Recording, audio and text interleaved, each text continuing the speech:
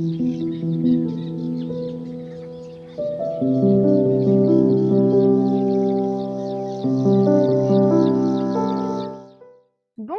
bienvenue sur cette nouvelle interview d'Emera. Aujourd'hui, j'ai le plaisir d'accueillir Marie-Laure Gaillet, qui est donc praticienne en Reiki. Donc, elle fait ça en présentiel ou à distance auprès d'adultes, d'enfants et d'animaux.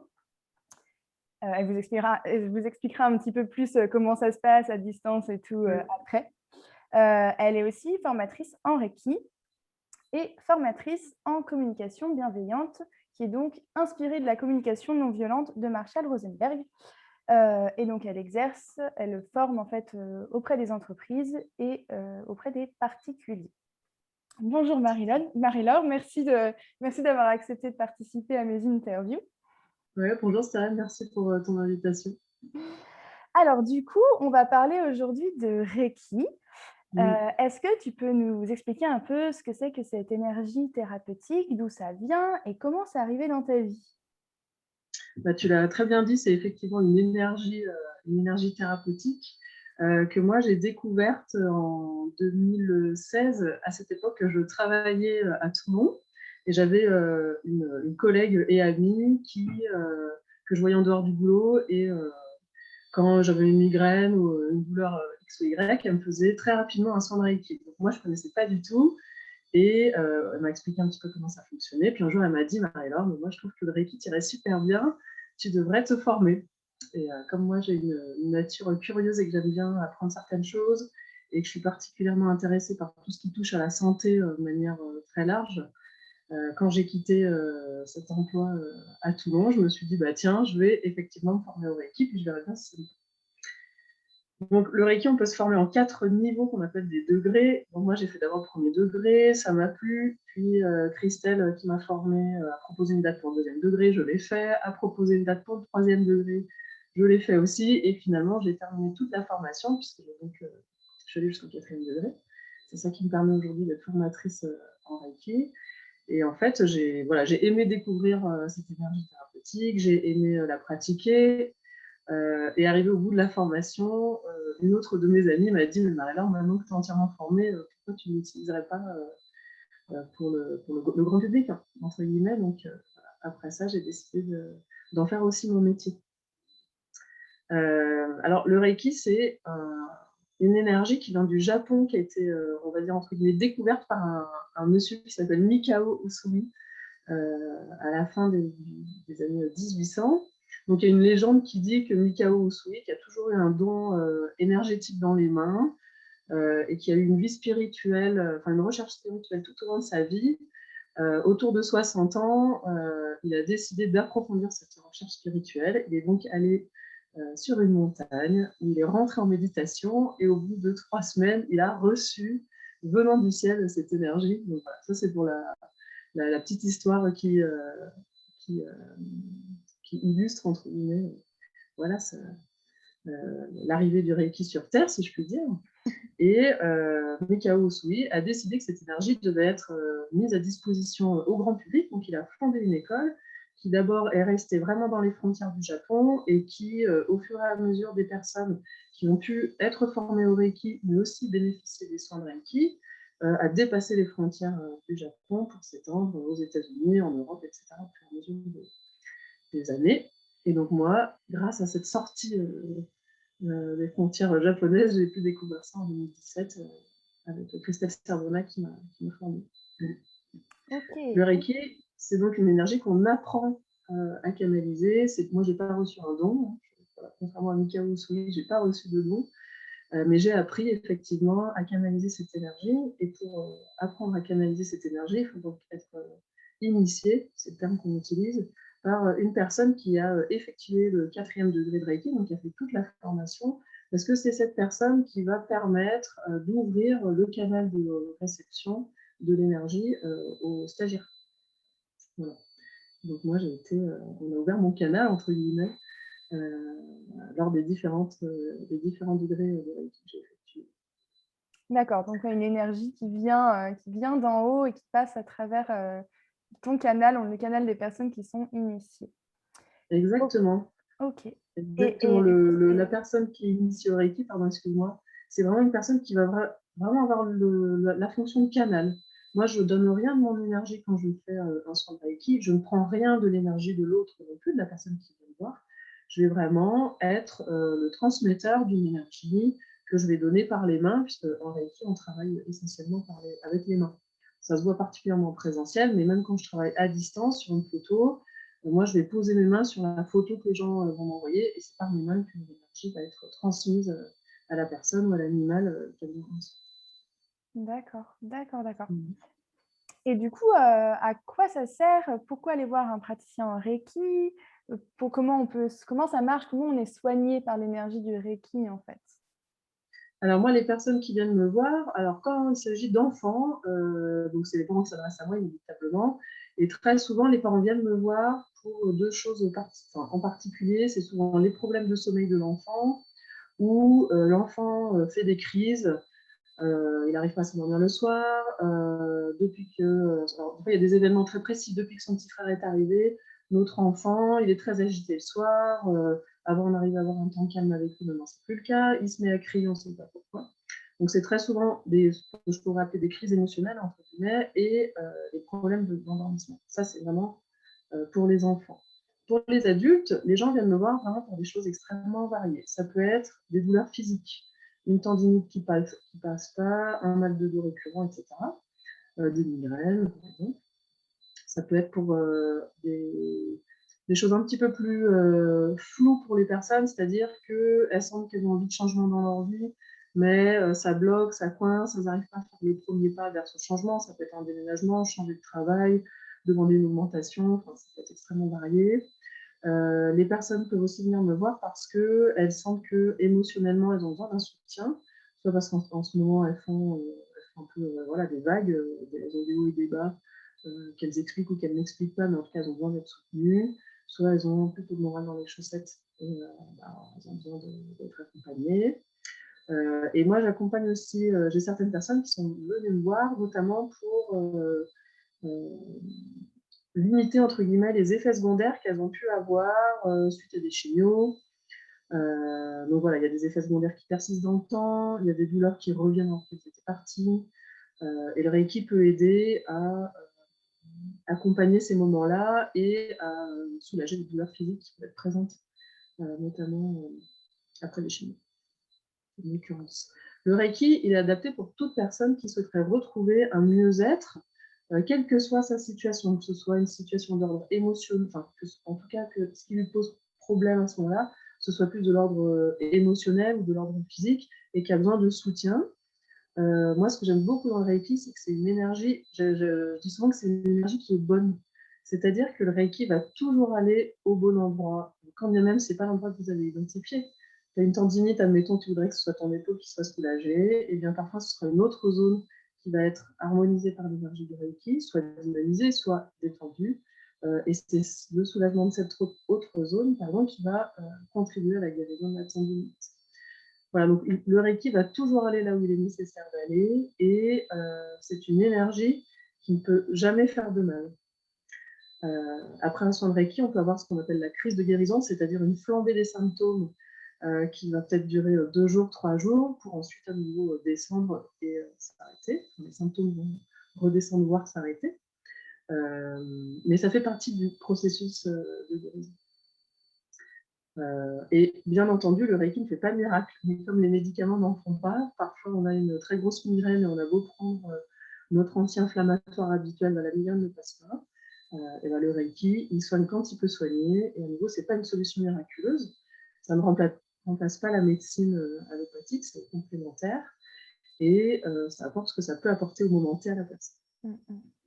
Moi, j'estime aussi que dans la relation thérapeutique que je peux avoir avec les personnes, moi, je fais ma part du travail, le Reiki fait sa part du travail, et la personne qui vient me voir a aussi sa part du travail à faire. Il s'avère que moi, quand je donne des soins de Reiki, que ce soit en présentiel ou à distanciel, j'ai des messages qui m'arrivent au sujet de la personne, au sujet de sa situation émotionnelle, de ses peurs, dont elle n'a pas nécessairement conscience d'ailleurs. Donc, si la personne est d'accord, moi, je lui transmets ces informations pendant le soin. Et après, ce sera sa part de responsabilité, entre guillemets, de se saisir ou de ne pas se saisir de ce que je lui dis en fonction de ce qu'elle est en mesure de faire à ce moment-là. Et sous quelle forme te paraissent ces messages? Eh bien, ça peut être par des images qui vont apparaître dans ma tête, entre guillemets, des images, ça va être des sensations physiques, par exemple une tension musculaire, ça peut être une sensation émotionnelle, tout à coup de la joie que je vais ressentir sans raison apparente. Ça peut être des sons, ça peut être des couleurs, ça peut être aussi des impressions assez fugaces. Voilà. Donc moi, je pose toujours la question à la personne avant de commencer le soin, si elle est d'accord pour que je lui transmette ces informations, parce que les gens viennent me voir pour un soin de Reiki, pas nécessairement pour en plus recevoir des messages qui, a priori, ne font pas partie du protocole du Reiki, mais moi, c'est là que je les reçois, ces messages.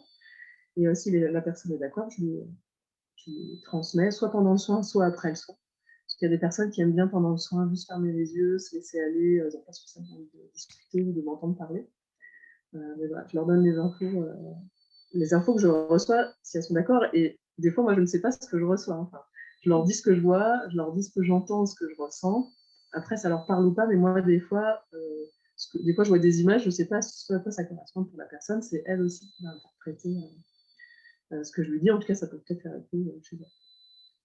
Ouais, il y a vraiment cette notion de canal, en fait. Toi, tu es là pour donner le soin et en fait, tu transmets des choses à la personne, il y a des choses qui se passent et toi, tu es juste un peu le catalyseur du soin qui est en Exactement. train de se passer, quoi. C'est Ouais, intéressant. ouais, tout à fait, c'est exactement ça. C'est pas Ok. moi qui fais d'une certaine manière. Voilà, ça passe par moi, mais c'est pas moi qui fais. C'est connecté avec l'invisible. Voilà, certainement. Et donc, du coup, donc, le Reiki, c'est une médecine énergétique. Oui. Donc, dans tout ce qui est énergétique, on entend beaucoup parler de plus en plus de l'aura et des 7 chakras. Et donc, je ne sais pas si tous les auditeurs connaissent toutes ces notions, en tout cas en détail. Est-ce que tu peux nous expliquer, toi, un petit peu à ta façon, qu'est-ce que c'est?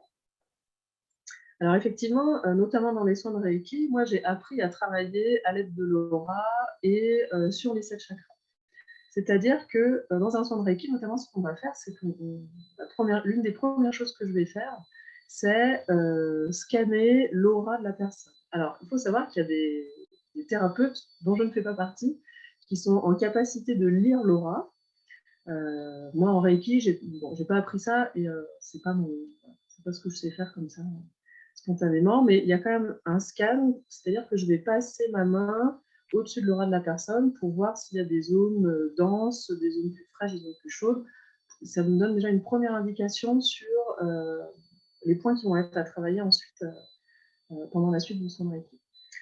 L'aura, c'est notre corps énergétique, c'est-à-dire le corps invisible qui nous entoure. La première couche de l'aura, ça va être le corps physique, qu'on connaît tous très bien a priori. Et ensuite, autour de nous vont se superposer. Alors, en général, c'est représenté comme des couches superposées, mais elles sont en réalité imbriquées les unes dans les autres.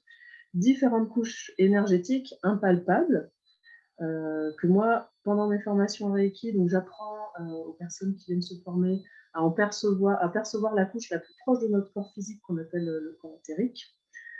Et ces couches énergétiques, elles vont former donc une coquille autour de nous et en soin de Reiki, elles vont nous indiquer quand on arrive quand on les scanne en début de soin, elles vont nous indiquer des zones de vide, des zones de plein, des zones de tension, des zones équilibrées, des zones déséquilibrées, qui vont moi me permettre ensuite de focaliser le soin là où ça doit être. Ce corps énergétique, c'est cet invisible, ça fait partie de cet invisible qui nous entoure. En réalité, tout est énergie, même notre corps physique que l'on peut toucher. En réalité, il est composé de milliers d'atomes entre lesquels il y a énormément de vide. Donc, on pourrait même considérer que, en fait, nous sommes un corps énergétique, même notre corps physique est énergétique. Mais il y a une telle densité d'atomes qu'on a cette sensation de matière. Mais autour de nous, il y a aussi d'autres couches d'énergie qui sont invisibles à l'œil nu, en tout cas pour moi et pour d'autres, mais qui sont bien présentes et qui sont notre champ énergétique et que d'ailleurs on peut très bien percevoir lorsqu'on rencontre quelqu'un, on rentre en relation avec quelqu'un et cette personne s'approche de nous, et là, on a l'impression qu'elle est trop près de nous. C'est-à-dire qu'elle est rentrée trop dans notre champ énergétique. Alors, des fois, on se le dit de manière inconsciente, des fois, on voit bien. Mais en fait, voilà, c'est notre champ énergétique qui a été pénétré de manière trop intense. Ok. Les personnes qui lisent l'aura, elles voient les couches, en fait, dans un certain nombre, et elles ont une lecture très précise elles peuvent vraiment analyser ce qu'elles voient à travers ces couches. D'accord. Et ensuite, effectivement, en Reiki, on travaille aussi sur les 7 chakras principaux qu'on peut trouver très facilement sur Internet, qui va du chakra racine au chakra couronne. Chaque chakra est symbolisé par une couleur, ce qui permet de faciliter l'apprentissage, et travailler sur les couleurs aussi en Reiki, ça peut être important pour harmoniser les chakras. Et en Reiki, moi, ce que je vais faire, en particulier quand je travaille en présentiel, je vais vraiment mettre mes mains sur différentes parties du corps, dont les chakras, tels que le chakra couronne, le chakra du 3e œil, qui est là au milieu du front, et qui va me donner des indications sur la personne. Chaque chakra va avoir un sens de rotation, va avoir un sens en termes d'interprétation. Par exemple, ce chakra, c'est le chakra de la clairvoyance. Donc, quand moi, je mets mes mains sur ce chakra et que je sens qu'il est soit très dense, très bouché, des fois, je vois un voile sur ce chakra, ça me donne aussi une indication sur le fait que, par exemple, la personne, aujourd'hui, je donne un exemple qui est tiré de mon expérience, il y a des choses qu'elle n'a pas envie de voir. Actuellement, il y a des choses à voir, mais qu'elle n'a pas envie de voir. Sa clairvoyance, pour l'instant, justement, est voilée. Moi, mon rôle en Reiki sur les chakras, ça va être de participer à leur rééquilibrage, parce que ces 7 chakras, ils sont tous en relation les uns avec les autres. Et lorsque l'un dysfonctionne, ça a forcément un impact sur les autres. Donc, de participer à leur rééquilibrage, et aussi, à travers les messages que je reçois, selon le chakra sur lequel c'est, ça me donne une indication sur ce que je peux transmettre à la personne, en termes de messages. Voilà. Donc, chaque couche de l'aura est elle-même reliée à un chakra. Donc, on peut, quand on travaille sur l'aura, on travaille sur le chakra correspondant, et quand on travaille sur le chakra, on travaille sur la couche de l'aura correspondante. Okay. Travailler sur les corps énergétiques, que sont les couches de l'aura, ou sur les centres d'énergie que sont les chakras. Moi, j'envoie du Reiki dessus, je dirais. Et c'est ça participe à équilibrer l'énergie à l'intérieur de l'intégralité du corps de la personne, de son corps émotionnel aussi, de sa psyché.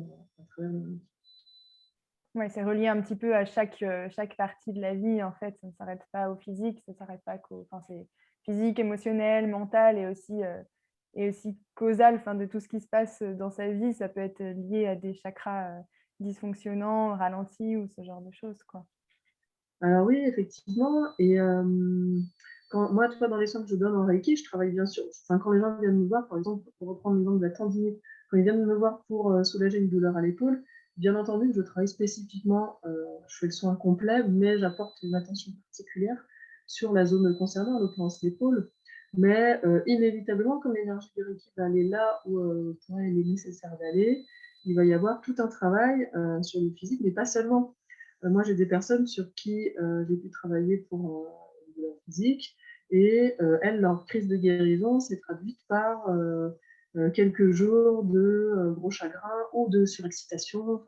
Voilà, parce qu'en fait, elle s'est passée aussi par l'expression d'émotions qu'elle a besoin de sortir. Voilà, donc le Reiki, il est intervenu sur l'aspect émotionnel, et inévitablement, quand soi-même on reçoit un soin de Reiki, la vibration qu'on va émettre dans le monde va inévitablement changer, même si c'est imperceptible, même si soi-même on n'est pas en mesure forcément de mettre des mots dessus ou de savoir précisément ce qui s'est passé. Et donc ce travail qui a été fait sur l'aura, sur les chakras, va inévitablement influer notre manière d'être, notre manière de raisonner, et va avoir, comme tu dis très justement, une influence sur l'extérieur et sur la cause, l'environnement, bref, tout ce qu'il y a autour de nous, et qu'on ne perçoit pas forcément de manière matériel, je dirais. Et oui, car tout est lié. Tout est lié. Tout à fait, exactement. Ok, merci beaucoup pour toutes ces réponses. C'est vraiment très, très intéressant. C'est vrai que c'est c'est une médecine vraiment à recommander parce que, bah, comme tu disais, ça peut pas faire de mal et Exactement. ça vient Ouais. complètement, se complémenter avec les médecines, plutôt modernes qu'on a l'habitude de, d'utiliser.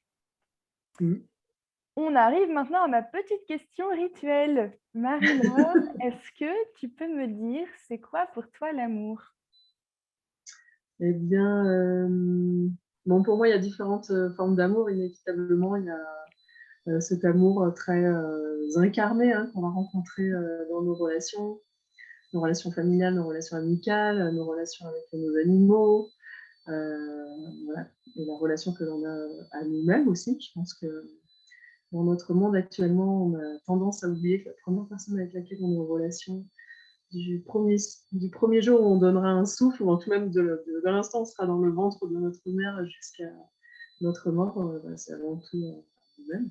Mmh. Euh, on a tendance à l'oublier, et en tout cas pour parler de mon expérience, moi je me suis aperçue que j'avais une relation à moi-même de manière assez récente, et ça a été une belle découverte. C'est une relation qui se travaille, hein, comme toutes les autres relations, mais en tout cas je trouve que c'est important d'avoir cette conscience-là que la première personne avec qui on vit, c'est soi-même, et de soigner cette relation autant que possible avec les outils dont on dispose, avec ce qu'on se sent capable de faire dans cette relation. Voilà. Et après, sur le plan de l'invisible, pour reprendre les termes qu'on utilisait toi et moi tout à l'heure, pour moi, l'amour, c'est l'énergie de vie. Quand je dis l'énergie de vie, alors c'est celle qui nous permet de mettre un pied devant l'autre au quotidien, mais c'est celle qui nous permet de respirer chaque jour. Enfin, ça peut paraître un peu tarte à la crème ce que je dis, mais sans l'énergie de l'amour et cette énergie de vie, on n'inspirerait pas, on n'expirerait pas. Et toi et moi, on ne serait pas là à se parler. C'est celle qui fait que nous sommes tous liés, que ce soit d'être humain à être humain, mais aussi d'être humain à animaux, d'être humain à arbres, à voilà, tout ce qui est vivant, tout ce qui est vivant. J'allais dire autour de nous, mais c'est pas tout à fait autour de nous. C'est tout ce qui fait que nous, êtres vivants, nous sommes une seule et même chose. Et si on voulait adopter un point de vue scientifique, ça pourrait être dire nous sommes une seule et même chose, puisque nous sommes tous des atomes en mouvement. Euh, voilà, pour moi, l'amour, c'est ça, c'est cette flamme, voilà. Ce qui fait que là j'inspire et là j'expire, toi aussi, voilà, et qui fait qu'on est tous liés par ça. Mm. Waouh, merci pour cette belle Voilà, réponse. Effectivement, cette magnifique toile du vivant, animée à chaque instant. c'est ça. Merci, merci pour tout ça. Mm. Est-ce que tu veux nous parler un petit peu de, tes projets à venir? Où tu en es toi? Est-ce que tu as des choses là qui se mettent en place, ce genre de choses? Eh bien, écoute, à l'heure actuelle, les projets, ce serait de euh, proposer des formations à la communication bienveillante, notamment en Zoom, puisque actuellement, je le fais essentiellement en présentiel, et je m'aperçois que j'ai des demandes de ce point de vue-là, et enfin, pour les faire en distanciel, donc j'aimerais développer ça, peut-être sous la forme de petites initiations, d'ateliers découvertes qui dureraient, mettons, une matinée, pour que les personnes, parce que beaucoup de personnes me disent, j'ai entendu parler de la communication bienveillante, mais je ne sais pas ce que c'est, la communication bienveillante. Euh, donc voilà, moi ça me plairait de faire découvrir ça. J'ai aussi, j'aimerais, donc j'anime des formations Reiki, premier degré, deuxième degré, et j'aimerais animer des formations au troisième et au quatrième degré, donc ça va se faire courant 2021-2022. Aujourd'hui, je travaille essentiellement dans la région grenobloise, et là, je pense que je vais élargir mon secteur d'intervention, puisque j'ai un projet d'animer des formations en Ariège, toujours sur la Mmh. communication bienveillante et sur le Reiki. Donc ça va être à construire, mais je pense que pour fin 2021, ça va être... voilà, c'est dans les tuyaux pour fin 2021 en tout cas. Donc ça, c'est une chouette perspective. Et aussi, voilà, j'anime des formations qui vont un peu au-delà de la communication bienveillante, puisque, comme tu le disais, je travaille en entreprise, notamment sur des formations animation de réunion, management, et qui ont toujours la patte communication bienveillante, donc je peux aussi développer ça. Voilà. Et puis le Reiki, voilà, le Reiki, continuer les soins, en présentiel à distance, ça me plaît vraiment énormément. Voilà. Ok, bah, plein de belles choses. Tu es Ouais, motrice ouais, de pas mal de projets, c'est chouette, c'est super chouette. ouais. Bon, bah, du coup, on arrive à la fin de cette interview. Merci Ouais. Marie-Laure pour toutes ces réponses, c'était super intéressant. Merci à vous Merci. tous et toutes qui avez visionné cette vidéo jusqu'au bout. Comme d'habitude, ben, vous pouvez liker, partager, commenter, vous abonner à la chaîne pour faire vivre la chaîne, tout ça, tout ça. Vous allez retrouver nos informations à la fin de la vidéo, donc que ce soit autant pour Marie-Laure que pour moi. Donc moi, je rappelle que je suis diététicienne et je passe par l'alimentation bienveillante et consciente. Donc voilà, et en ce moment, je fais que par la téléconsultation, parce que je suis un peu en transition de vie. Donc pareil, vous retrouvez mes informations si vous souhaitez prendre des rendez-vous à la fin de cette vidéo. Bon, bah écoute Marie-Laure, merci, merci Merci. encore, et puis Ouais. à bientôt, et puis à bientôt à tous dans une nouvelle interview. Merci à tout le monde. Merci Stérène.